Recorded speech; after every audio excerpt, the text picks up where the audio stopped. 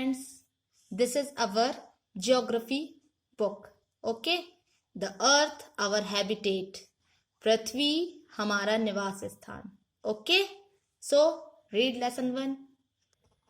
Our first lesson is the earth in the solar system. Okay, how wonderful it is to watch the sky after sunset. One would first notice one or two bright dots shining in the sky.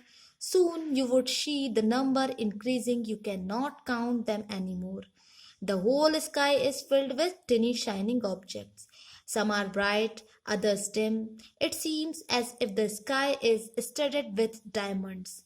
They all appear to be twinkling, but if you look at them carefully, you will notice that some of them do not twinkle as others do. They simply glow without any flicker, just as the moon shines.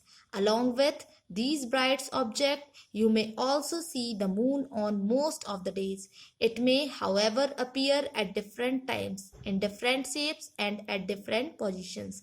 You can see the full moon only once in about a month's time. It is full moon night or Purnima.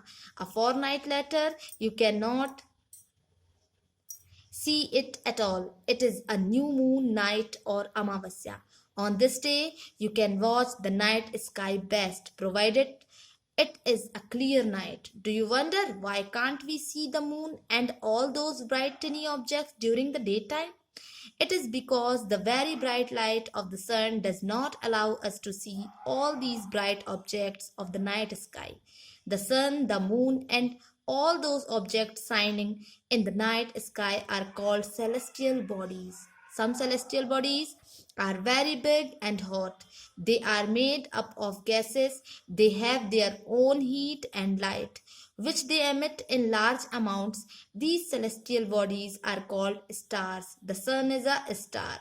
Countless twinkling stars in the night sky are similar to the sun, but we do not feel their heat or light, and they look so tiny because they are very, very far from us.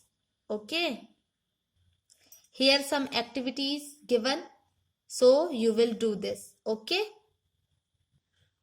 कितना सुंदर लगता है जब हम sunset के बाद आसमान को देखते हैं, स्काई को देखते हैं. वहां हम नोटिस करते हैं सबसे पहले वन डॉट दिखता है, वन ब्राइट डॉट दिखता है, चमकीला सा बिंदु, है ना. फिर टू डॉट्स दिखते हैं और उसके बाद धीरे धीरे वो नंबर इंक्रीज होने लगते हैं. आप उन्हें काउंट भी नहीं कर सकते कि कितने ब्राइट डॉट्स होते हैं वहां पर.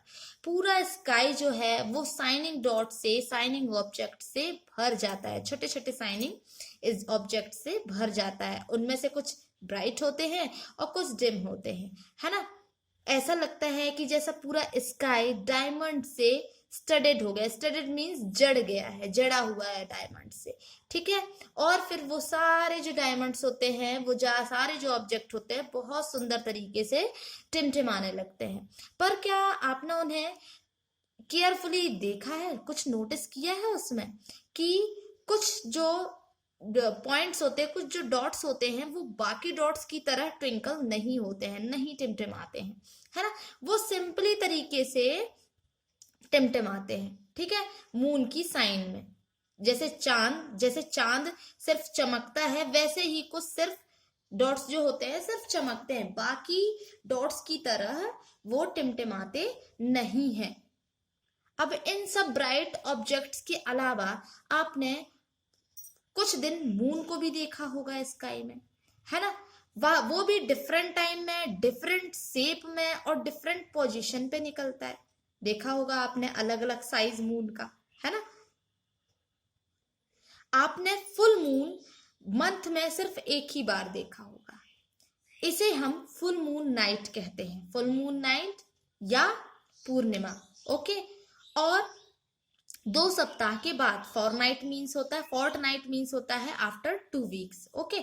आप इसे नहीं देख पाते हैं तो ये कहलाता है new moon night. It means Amavasya, new moon night, या हम उसे अमावस्या भी कह सकते हैं. इस दिन आप देखेंगे कि जो स्काई होता है बहुत अच्छा दिखता है. पूरी अंधेरी रात होती है और सिर्फ वहां पर ब्राइट डॉट्स आपको दिखते हैं. ठीक है. तो आपको आश्चर्य होता है इसमें कि हम मून को और जो टिनी ऑब्जेक्ट्स, जो छोटे छोटे ऑब्जेक्ट होते हैं स्काई में, जो ब्राइट टिनी ऑब्जेक्ट होते हैं, वो हमें दिन के टाइम में क्यों नहीं दिखते हैं, डे टाइम में क्यों नहीं दिखते हैं? तो ये ऐसा इसीलिए है क्योंकि जो सन की जो लाइट होती है, सन की लाइट इतनी तेज होती है कि वो हमें वो टिनी ऑब्जेक्ट और मून को नहीं देखने देता है। ठीक है, मतलब उन ऑब्जेक्ट और मून की जो लाइट होती है वो सन से बहुत कम होती है, इसलिए हम दिन में मून और वो जो टिनी ऑब्जेक्ट्स होते हैं उन्हें नहीं देख पाते हैं। ओके, तो जो सन होता है, मून होता है, और वो जो सारे ऑब्जेक्ट होते हैं जो रात के टाइम में कहाँ चमकते हैं, स्काई में, है ना, उन सबको हम सेलेस्टियल बॉडीज कहते हैं। सेलेस्टियल बॉडीज मीन्स होता है खगोलीय पिंड। ओके, तो कुछ सेलेस्टियल बॉडीज जो होती हैं वो बहुत बड़ी होती हैं और बहुत गर्म होती हैं और वो गैस से बनती हैं। ठीक है, तो उनकी खुद की हीट होती है और खुद की लाइट होती है।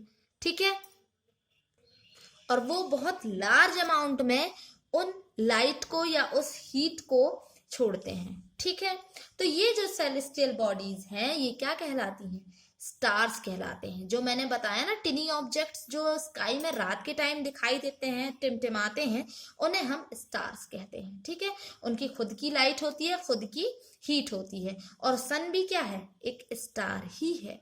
ओके, तो आपने स्काई में देखा होगा काउंटलेस ट्विंकलिंग स्टार, मतलब जिन्हें हम नहीं गिन सकते, अनगिनत चमकते हुए सितारे जो होते हैं रात के टाइम हमें दिखते हैं, वो सिमिलर सन की तरह ही है। सन भी टिमटिमाता है, चमकता है। ठीक है, तो वो दिन के टाइम ज्यादा ब्राइट होता है, बट हम ये फील नहीं कर पाते हैं, मतलब जो रात के टाइम के जो स्टार्स होते हैं उनका हीट हम फील नहीं कर पाते हैं, और उनकी लाइट भी हमें बहुत कम दिखाई देती है। क्यों? क्योंकि वो हमसे बहुत बहुत बहुत ज्यादा दूर है। ठीक है, इसलिए हमें वो बहुत छोटे दिखाई देते हैं, और जो सन है उन स्टार्स से थोड़ी कम दूरी पर है, इसलिए हमें सन थोड़ा बड़ा दिखता है। ठीक है।